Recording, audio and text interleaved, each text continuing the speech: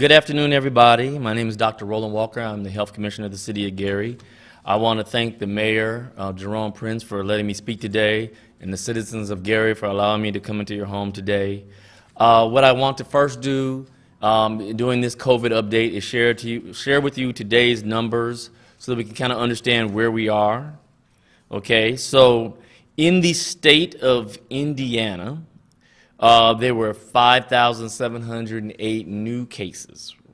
And so therefore, we've had a total now of 236,565 cases in the state of Indiana. We have now 50 new deaths, so that means the deaths in Indiana now have risen to 4,613. In Lake County, we have 400 positive new cases, and in Lake County, that means that we have a total of 21,301 cases total, and we have 4 new deaths, leading to 407 deaths in Lake County. In the city of Gary, we are now again over 40 for new cases, so 47 new cases. So that brings our total positive cases to 2,390. There's no new deaths, so we have a total of 92 deaths in the city of Gary. So today is our COVID update. I'm before you now. Then from the Gary Housing Authority, Mr. Marsh will come and speak to us. He is the executive director. And then also Dr. Paige McNulty, who is currently our manager of our school corporation. From that, then we're going to go back and speak about some of the things that are occurring. Well, first let's do this. I want to tell you that in the city of Gary, we've had 35 consecutive days of double-digit cases. That's extremely, extremely important to realize that how much we've risen over the past month or so. And we've had 9 days with 30 cases or more. So our new rolling 7-day average is 40. That means over the last 7 days, we've averaged 40 cases. So what are we doing about that in the city of Gary? Well, I think the first thing we should do is talk about some new restrictions we're going to do in the city of Gary.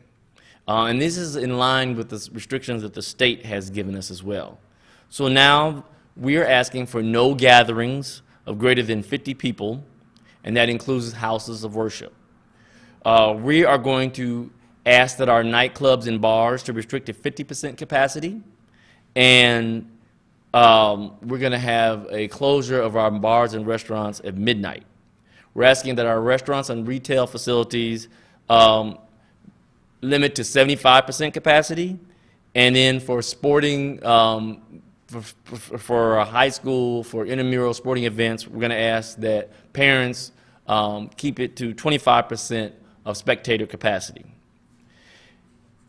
As far as testing, we need to increase our testing. Methodist Hospital, particularly at North Lake Campus for Gary, has been fantastic. They have drive-up testing at Methodist Hospital. The Gary Health Department has continued to have 5-day-a-week testing. At GNS now, we are going to start next week, starting Tuesday, having testing at Gary Neighborhood Services. And then next week as well, from 9 a.m. to 6 p.m., from the 17th through the 21st, we're going to have drive-up testing at St. Timothy in the parking lot. So those are the things that we're doing because we're at a really serious time here. So before I go any further, I think now what I will do is I will bring up Mr. Marsh so that he can discuss the effects at the Housing Authority. Mr. Marsh. Thank you.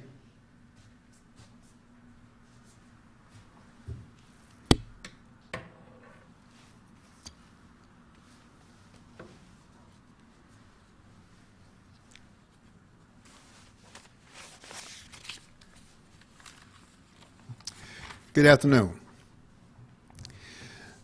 What I want to do today is just give you an idea of some of the issues that we're facing at the Gary Housing Authority, some of the things that we're doing to address these issues, to include staffing and making sure that our residents are safe. The Gary Housing Authority has received from HUD, Department of Housing and Urban Development, approximately $2 million to assist us with these efforts. These funds are being used in many ways. They're being used to get PPEs for our staff and residents. We've had to make adjustments to the way we operate. We've had to bring on additional staff, temporary employees, so that we can keep our buildings, and especially our senior buildings, safe. We are continually sanitizing all touchable surfaces and doing everything that we can to make sure that anyone that resides in public housing in Gary, that everyone is safe. But in addition to this, we are going through some other issues, and that includes moving the families out of Dorian Miller and Delaney. This kind of thing is difficult at any time, but during a pandemic, it is extremely hard. But what we're doing is we are working with our families. We're working with the real estate community here, landlords, and trying to assure that all of our families are in safe and decent housing. But it is a challenge because of this time. So what I want to say is that we really are working closely with this whole city. We've got a partnership with the city, of course. We have a partnership with the health department where we're working together. And I've got to say that even with the school system, we have a partnership there. We're assuring that there is Wi-Fi in all of our senior buildings. We are assuring that there will be Wi-Fi at the family sites, but know that the school system is really helping with that by providing hotspots, thank you, to all the kids in school. So we are really happy to be in a community like this where we can all work together to ensure that all of our citizens, all of our residents are safe, or as safe as possible. We're doing everything that we can to make that happen. I know that everyone else is participating, so let's all be safe. Thank you.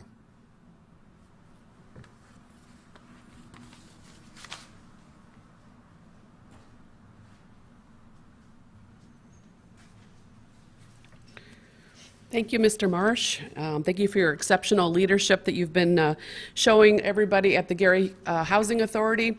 I also want to thank the mayor and Dr. Walker for always for their swift response in keeping everybody informed in the city about what's happening with the numbers and what we all need to be looking out for. So I just want to reiterate some of the things that you've probably been hearing in regards to the Gary Community School District. You might have seen in the paper earlier this week that we decided to have our district offices and our teachers work from home. This is no change to our students, so I want to make sure that I reiterate that. There's no change to our students who've already been working from home. This is a change to our staff members. Our staff have been coming in and working in their classrooms Monday, Tuesday, and Wednesday, and because of the uptick in numbers, we felt like that was not safe going forward. So all of our staff are working from home except for essential employees such as the tech department, security, maintenance, etc. But it will be the same for the students. You should not see any difference.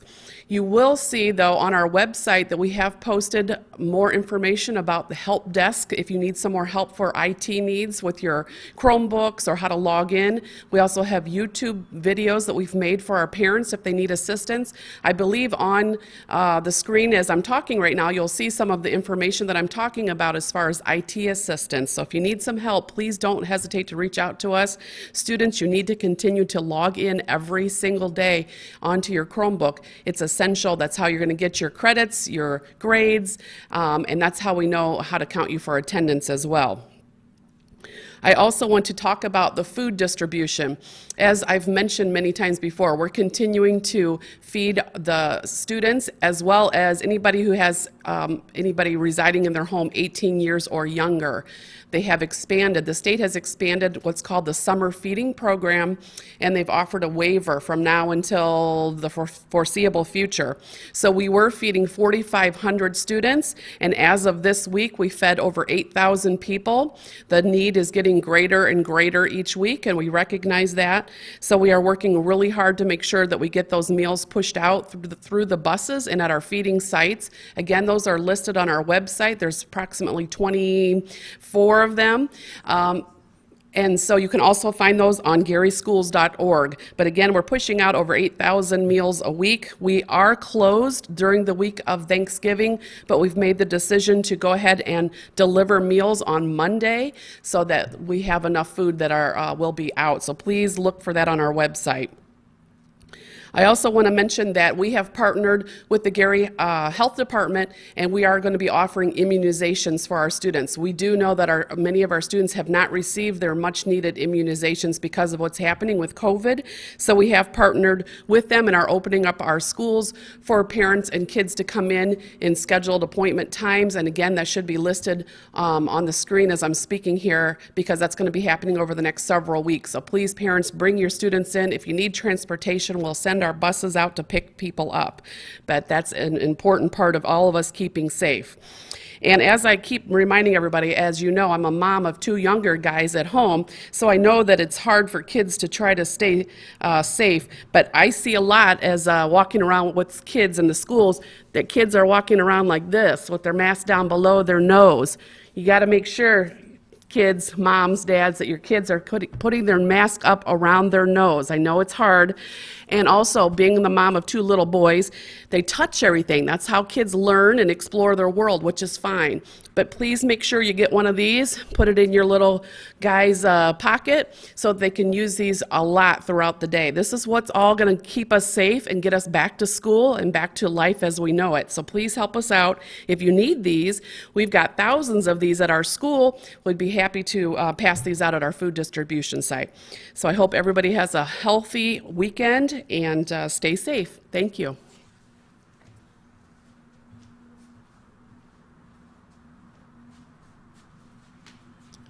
So I want everybody to know that the city of Gary is taking this increase in numbers seriously. I've been thinking a lot about what to say to the citizens so that we could try to mitigate some of the spread of this virus. The mayor and I have had numerous discussions to what message we can send and what type of rules we could have to try and save some lives.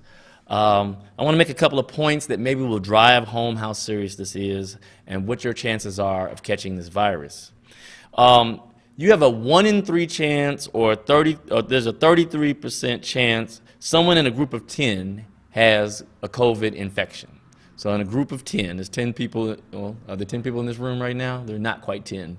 But if there were 10 people in this room, there would be a 33% chance that somebody in the room would have COVID. You have a 9 in 10 chance, or 90% chance, of someone in the group having COVID if it's 50 people or more in a room. So I hope that kind of drives home the point that during these holidays, we're at an inflection point now. And what do I mean by an inflection point?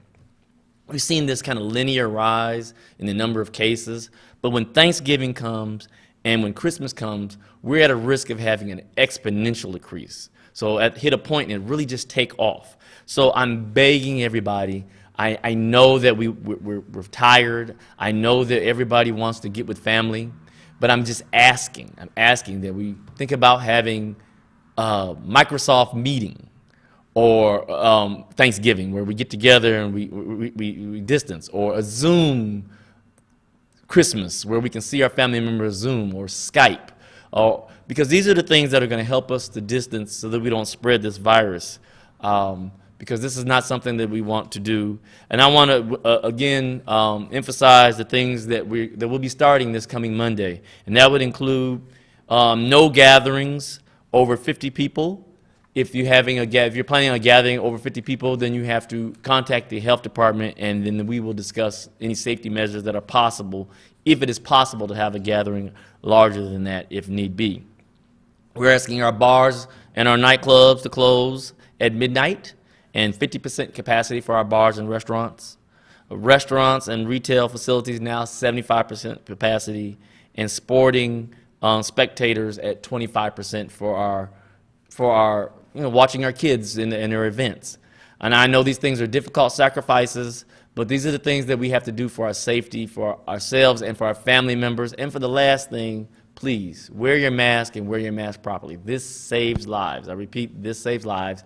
Wear your mask and wear it properly, because we want to protect ourselves, and more importantly, we want to protect our family members.